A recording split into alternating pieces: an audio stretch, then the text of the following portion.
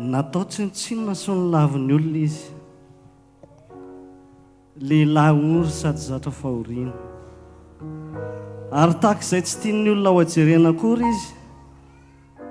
natao tsinontsinona izy ka tsy mba nahoantsika kanjo isika kosa nanao azony kapohana sy nasian'Andriamanitra ary nampahoriana nefa izy dia voalefina noho ny fahadisoantsika sy ny torotoroana noho ny fahotantsika ny fampijalianantsika ny nahazoantsika fihavanana namelezana azy ary ny diakapoka taminy no nasitrana antsika.